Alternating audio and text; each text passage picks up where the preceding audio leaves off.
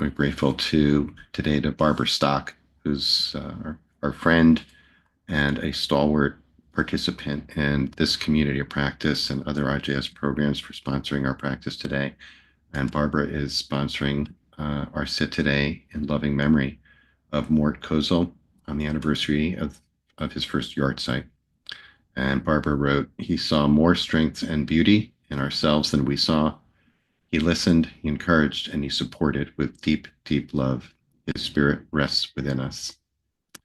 Barbara, thank you so much. May Mort's memory always be a blessing in your life and in the lives of your family and all those whose lives he's touched in this world. And we're really all grateful to you for supporting our practice collectively today. So thanks so much for that. Um, okay, friends, today is our quarterly daily set, which is co-presented with Dorot, which is a wonderful social service agency that's headquartered in New York with lots of in-person services in New York City, but also a number of great virtual offerings. And I'm really happy to just invite Claire Solomon-Nissen, who is the manager of their Lasting Impressions program and who has been the point person in our partnership, to say a few words of welcome on behalf of Dorot. So over to you, Claire. Yes, thanks, Rabbi Mark, and thanks to everyone. It's, as usual, a gift to be here with all of you, to see some familiar faces and some new faces. And I'll tell you just briefly that Dorot is a nonprofit that provides all kinds of opportunities for social connection for older adults age 60 plus. And we offer programs and services, as Rabbi Mark said, virtually and in person. And participation is always free. Our aim also, as our name means in Hebrew, generations, is to do intergenerational programs and connect people across generations. And that's work that continues today. And our reach has expanded to serve and welcome people of all faiths and cultures in New York City and in the beyond, wherever you might be, we can be for you too. So we're really grateful again to be in this quarterly partnership with IJS, and are honored to have so many shared values in our mission of meeting people where they are, and holding space with and for each other. So we're grateful to all of you for being here, and Rabbi Mark for the introduction and for the program today. So thanks, everybody. Thanks, Claire. That's really so special to have the connection, and we're really grateful for this partnership and this opportunity to bring people's attention, IJS folks' attention to the great work that Dorot is doing, and vice versa. So thank you so much. So our theme for today's set is living with loss and finding light. And I took that from a wonderful book that many of you may know of, some of you may not, called Wise Aging. It's a book written by Rabbi Rachel Cowan of blessed memory and Dr. Linda Thal, which was the basis for a program that IJS offered for a number of years called Wise Aging, which, by the way, we imagining will be back soon in some form through IJS. And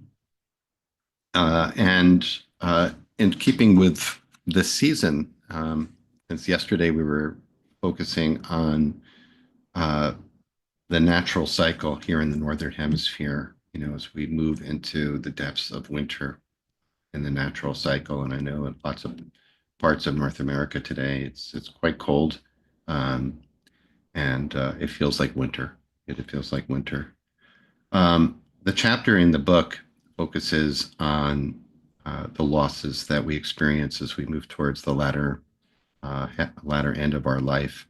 And those losses include, of course, physical losses of physical ability, losses of cognitive ability, losses in our relationships, friends, family, loved ones who pass away, or who we lose contact with over time, the loss of professional identity for some of us, the loss of careers, the loss of a sense of doing in some way. And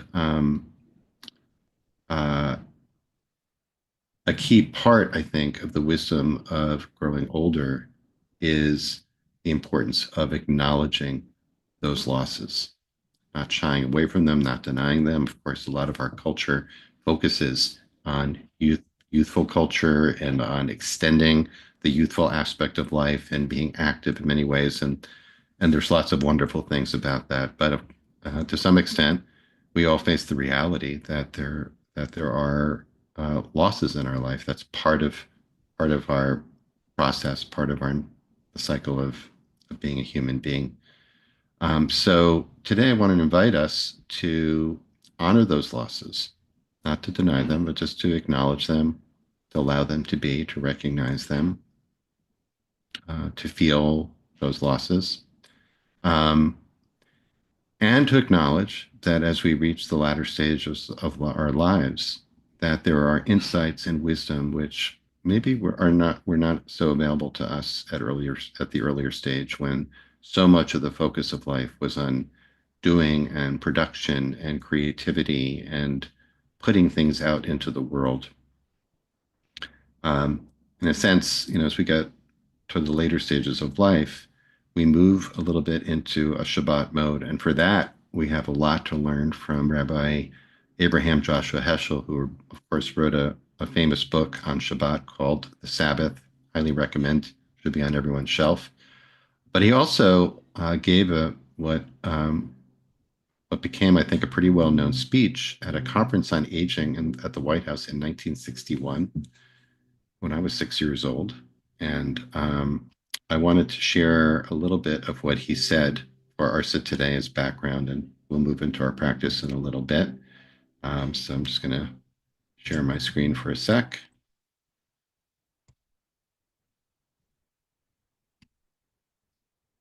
Oops. Okay, here we go.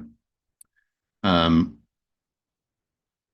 so this was a speech that Heschel gave called "To Grow in Wisdom," um, which is an extended essay. It's in a book that was later published, a collection of essays called "The Insecurity of Freedom."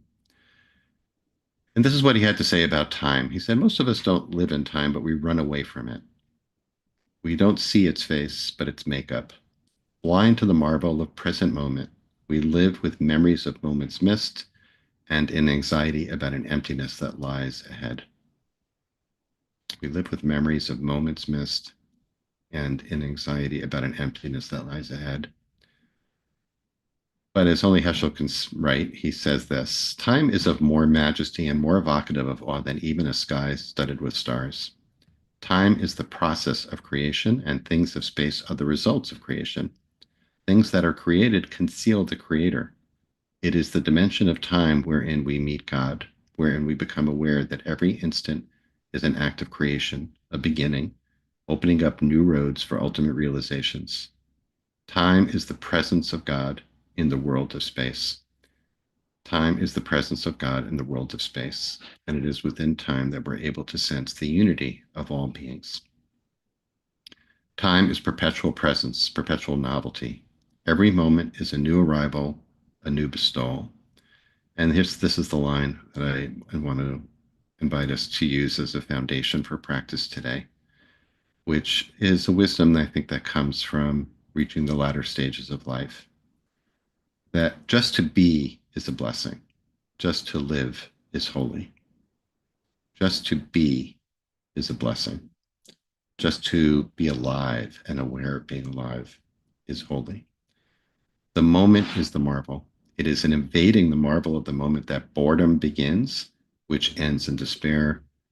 And he ends with this: all it takes to sanctify time is God, a soul, and a moment, and the three are always here. All it takes to sanctify time is God, a soul, and a moment, and the three are always there. I'm going to share from the Wise Aging book a little anecdote from Rabbi Rachel Cowan. This is what Rachel writes. I remember a story that Sylvia Boorstein once told about going with her husband up a ski lift to eat lunch at the top. This was sometime after they'd both decided that skiing was no longer safe for them. Once they arrived at the top, Sylvia's husband turned to her and said, Syl, what if we just take one run down? No, she said, we just decided we're too old to ski. We're not strong enough. But we'll go to the lodge, enjoy lunch, and take pleasure watching the younger people out there skiing. And Rachel writes, I learned two lessons from that story: the difficulty of accepting change and the power of empathic joy to give pleasure to an observer, even when she or he can't participate. What am I giving up now, I wonder? A lot. Running is out because of my knees. Hiking is hard because of rheumatoid arthritis. I've lost the energy for squeezing in so many activities into a day. On the other hand, I still can walk a lot, even if I have to sit, ease foot pain, and walking is more pleasurable than running ever was. And I like the calmness that comes with doing less. I like the calmness that comes with doing less. I can even remember to say to myself, I am too old to have to do that. And now I can go to bed when I'm tired. I like the calmness that comes with doing less. I can even remember to say to myself, I'm too old to have to do that. So part of living with loss is acknowledging that loss as part of the past and coming into the present moment, as Heschel suggests we can, to just be in the present moment, to be fully in the present moment without needing to do anything. Just to be is holy, just to live. Just to be is a blessing, just to live is holy. So as a mantra for our practice today, I want to offer a line from Psalm 16. I'll share the screen again for a minute.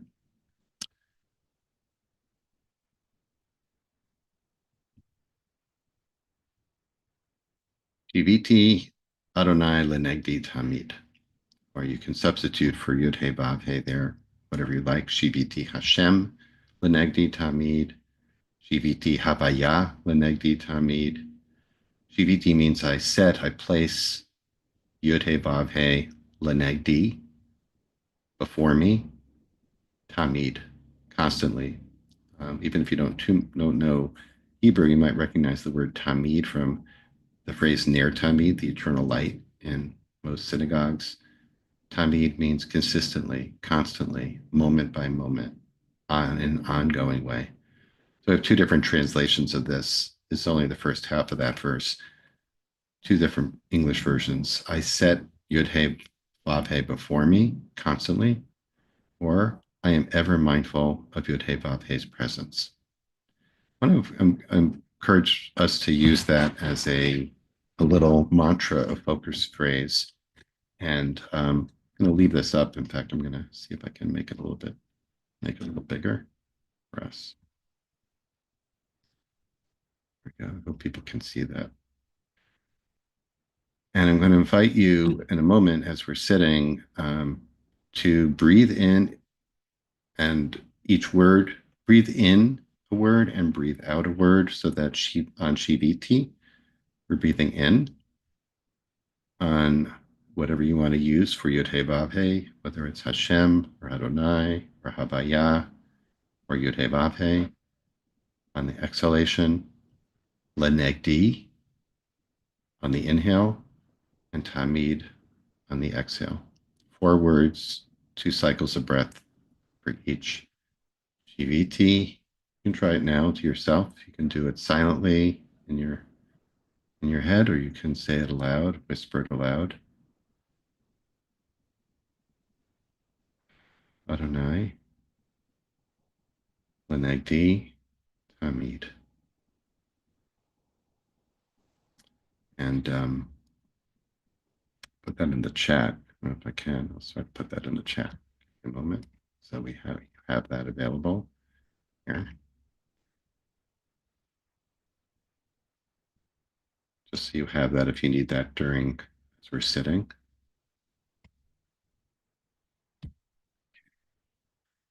So let's sit.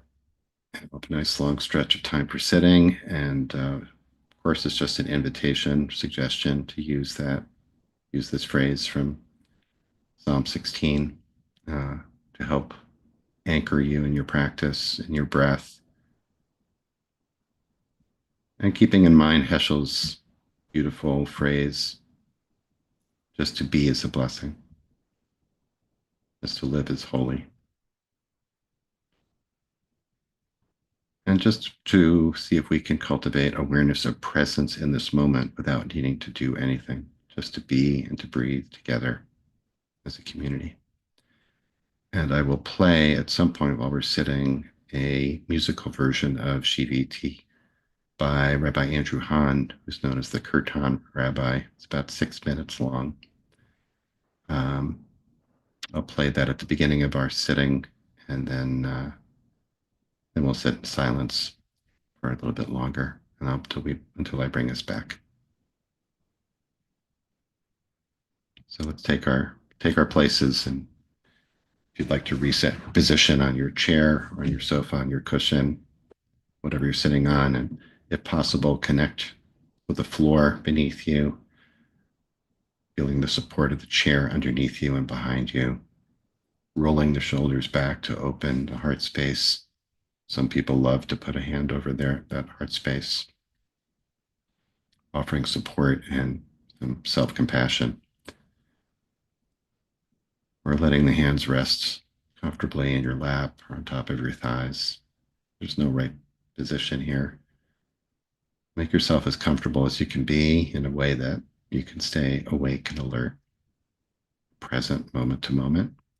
And when, as will certainly be the case, your mind wanders off, your attention goes elsewhere, that's that's where the magic happens, and we can just notice that and bring yourself back to the breath, to Shiviti, Hashem Lanegdi Tamid, to the music, or to anything that helps you connect with the present, whether it's a sensation or a sound or a breath. Let's sit together.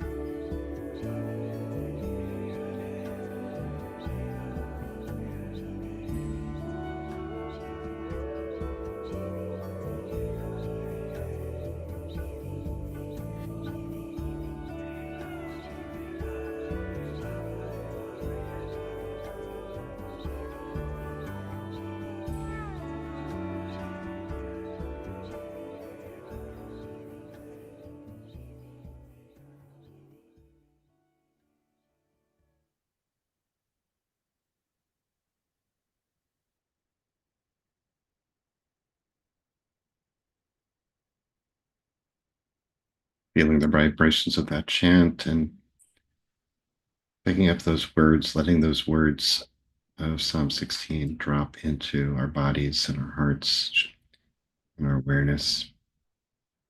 Breathing in Shiviti, breathing out Hashem or Adonai or Havaya or Hashem.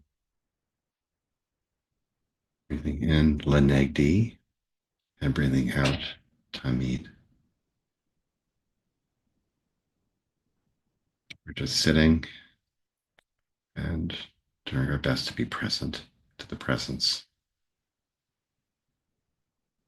Nowhere to go and nothing to do. Just to be is a blessing. Just to live is holy.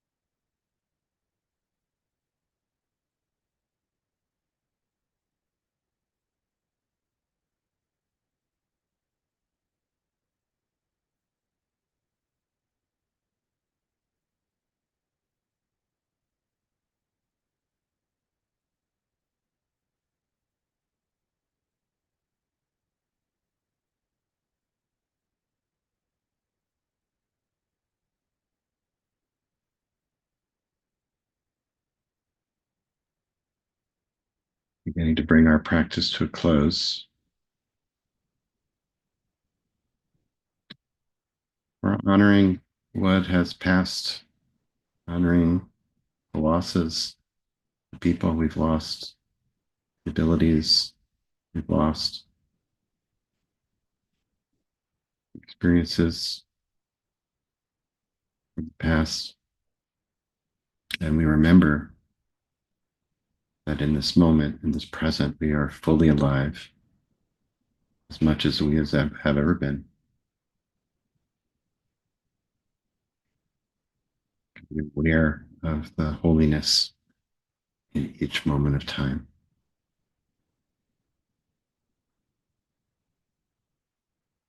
Move from grief to presence, to gratitude for this breath, for this body, and for this world as it is. If your eyes have been closed, as we've been practicing, inviting you to let them slowly open. Come back to our screen, to each other, to our group.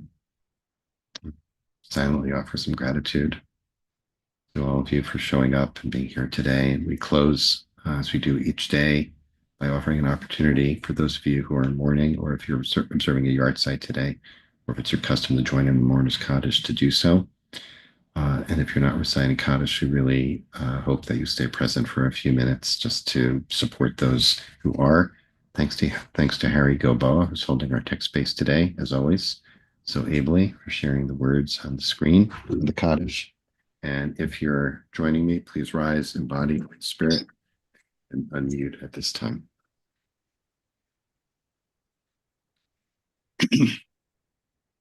Yitgadal, Yitkadash, Meraba. Amen. Yama Divra Hirute, Yamlich Malchute, Bechayechon, Yamechon, Ayetachol Beit Yisrael, Ba'agala, Bizman Kariv, Yimru, Amen. Amen. Yehi Yehi Shmei Shmei Rabba Rabba Mevarach, Mevorach Leolam, Leolam Vamei Vameavaya. Amayah. Abba Mavarach Leolam Barach, Vameavaya. V'yishtabach, V'yitpa'ar, V'yitramam, V'yitnaseh, Yithadar, V'yitalet, V'yithalal, Shmei Kedusha, La'ela, Kol Birchata, V'shirata, B'chata, B'nechemata, B'amiran, Ba'alma, B'yimru, Amen. Amen. Yehi Shlama Rabba Ben Shemaya, B'chaim Aleinu V'al Kol Yisrael, V'yimru, Amen. Amen. Seh Shalom B'mamav, V'yaseh Shalom Aleinu, V'al Kol Yisrael, V'al Kol Yoshvei Tevel, V'yimru. Amen. Amen.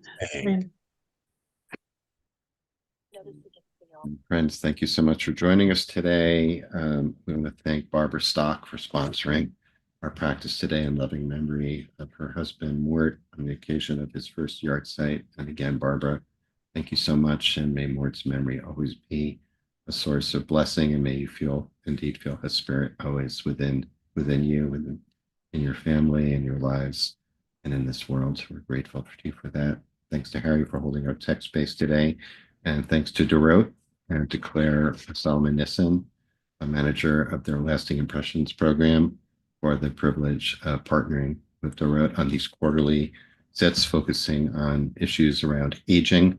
As I said, it's a quarterly set. It's our regular daily set, but we're very glad to welcome any folks who are joining us through Dorot. And we sit here every day, Monday through Fridays, and you're always welcome to join us. And we hope you'll check out other IJS programs as well, and vice versa. Maybe Harry, if you can put the Dorot You already website. did. You did. All right. Thank you. Thank you. He's always ahead of me. Thank you.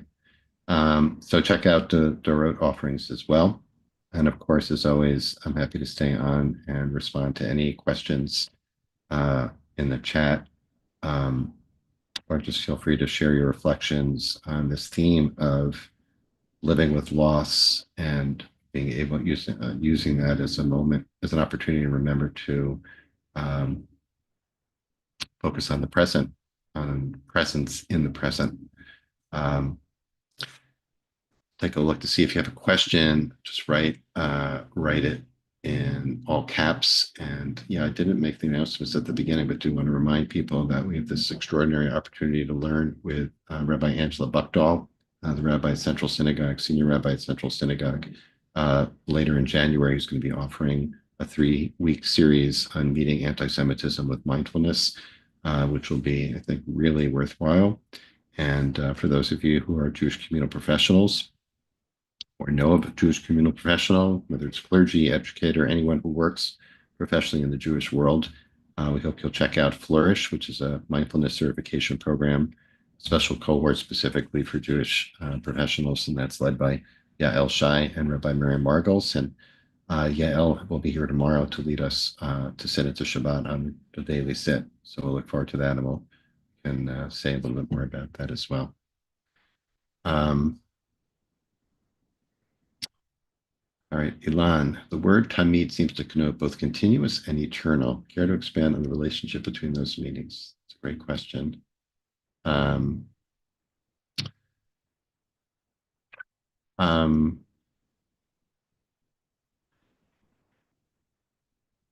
uh, I guess they seem in English almost synonymous, but the way I understand it, and people should feel free to weigh in on this as well, the idea of something being tamid is that it is happening all the time. And if it's happening all the time, that's in the linear sense, right? It happened then, it happened now, it's going to happen the next moment, and so on and so on. And that's in the linear dimension of time in which we live. Um, but then there is that sense of another dimension of time. And I think Heschel speaks about this when he speaks about eternity, that there's a whole different way of understanding time, which is transcends that linear dimension of time. And we can't, as human beings, we can't really wrap our heads around this. But where uh, the past, the present, and the future really have no meaning. It's all one. There's a timeless time. So maybe tamid can refer to a little bit to both, to something happening continuously in linear time, but also something that never wasn't and never will not be. Um, I hope that helps and welcome other people's thoughts on that as well.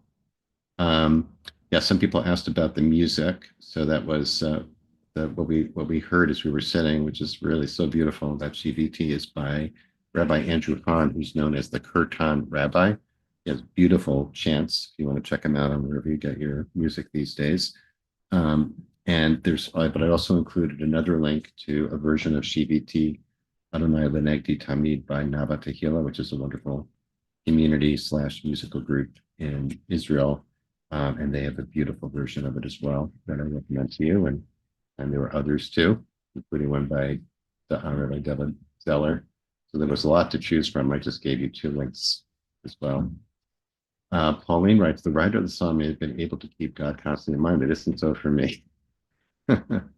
Is it good to chant a verse that isn't true? Oh, thank you, Pauline. That's really fantastic. Thank you. Well, me too. Yeah. None of us can keep God in mind constantly. So this is a practice to cultivate awareness. And I really appreciate the question because it gives us a chance to reflect on the meaning and purpose of what we call spiritual practice here at IJS. And it's based on the assumption that basically we sleepwalk through life, right? We're not aware, we're not fully awake. Um, we're on autopilot much of the time, as we need to be. Um, but that we are trying to cultivate awareness of what's happening on a deeper level, moment by moment. And that's why Judaism is full of these practices that are meant to be little reminders, little strings around our finger about divine presence in every moment and in every place. That's why we have like mezuzahs on the door, on the doorposts, so that when we go from one space to another, we're reminded of that. That's why there's a tradition to say 100 blessings a day, say a blessing over many of the things we do by rote over the course of the day, including relieving ourselves, eating, drinking, um, sights that we see along the way, smells, et cetera, et cetera. Things saying a blessing before, after meals. Is, of course, these practices can become rote too. And not serve their function of reminding us. I can wake up in the morning and some days remember to say Modeh Ani, uh, thank you God for a new day of life. Some days I say it and I really mean it. I really feel grateful and I really remember to feel grateful. Some days, the words, I just kind of say the words and I'm not feeling it and I'm reaching for my phone at the same time to look at my email. And some days I don't remember to say it at all. Um, so I think someone responded, that it's kind of aspirational in that sense of we want to engage in these spiritual practices with intentionality, with kavanah. In the Hebrew word is kavanah, with intention, and that's really what IJS is devoted to try to lift up the intention underneath Jewish practices, including this one, which is that chant. Let me see some other questions. Yeah, then thanks, Cheryl, for answering all these questions. Um, and thanks, Andrew. Many deep Torah Kabbalah drashes on this dual aspect of Tamid. Um, thanks for that. And let's say what another word, scrolling through What quickly to is, see. I'm sorry, what is the name of the essay? Heschel's essay? To grow in wisdom, I believe is what I said, right? Over this. To grow. It's in the sheet. It's in the source sheet. Um, and it's in a volume of essays. Okay. Thanks for this. Claire, I'll put you on the spot, but I see there's at least one question. Maybe we have a couple of minutes here. And I do want to end by sitting with a little bit more of that chant. Um, but maybe you want to say a little bit more about what you would suggest for people who aren't aware of Dorot's offerings, who don't live in New York, who, what do you got for them? Uh, sure. We have many virtual programs, from wellness programs, like Qigong and chair yoga, and uh, different types also of mindfulness and meditation, to virtual trips to museums, to what I start have started to describe as the legacy of Elvis, the legacy of the Brooklyn Bridge, and the history or story of the one time Elvis was on the Brooklyn Bridge. I don't know if that actually happened, but we have many culturally and historically based programs virtually with authors, historians, artists, teachers, all kinds of people, that invite us to think about where we are in the world, who we were or are or want to be, and to reflect on this moment and on moments past. We also have what we call aging well programs. Many are also virtual, about Medicare, Medicaid, making sure you have your healthcare proxy. We talk about advanced directives a lot and think about our end of life plans and goals and wishes. Um, Transportation, all that stuff. So I think I put in the That's it. That's all. That's it. Okay. I think I put in the chat a link to our online calendar, which has a more robust list of offerings. But all those That's can be great. accessed virtually, as can, for one more second, Sure. we Yeah. call our legacy projects, which are opportunities to pair a trained volunteer or intern with a community member who wants to tell their story. I see the question in the chat about uh, how aging parents navigate losing friends. And I have been thinking a lot about how we tell our stories of who we are and how our memories are preserved. And one of the ways that we do that is by creating these legacy projects, which can take any form, like an oral history, a letter, a recipe book, a scrapbook, to know that who you were and are to your friends, or who your parents were or are to you, is somewhere. And I think that fits into the spirit of the moment here. It's fantastic. Yeah. There's a real love fest in the chat going on for Dorot. So thank you. It's a good place.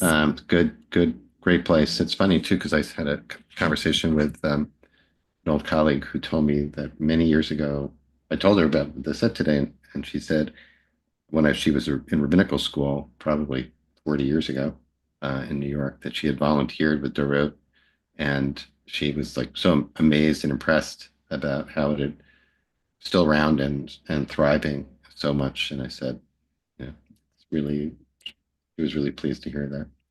So thanks, Claire.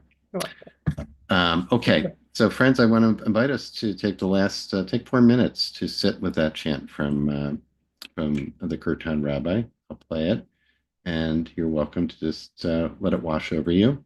Um,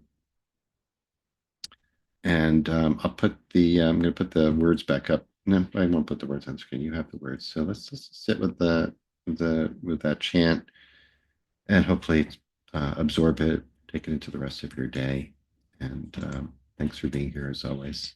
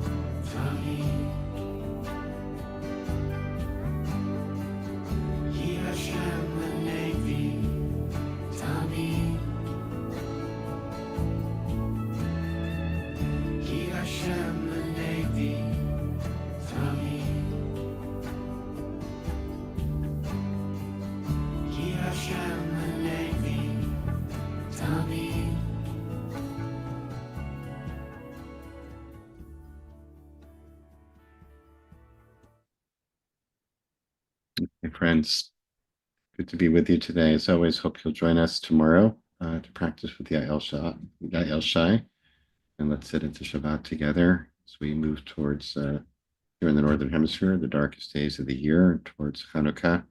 It'll be good to be together. Thanks so much to Harry. Barbara, thank you so much, and hope to see you tomorrow. Thanks so much, Claire. Take care. Thank you, Rabbi Mark. everyone, Thanks, and everybody. blessings. Bye. Take care.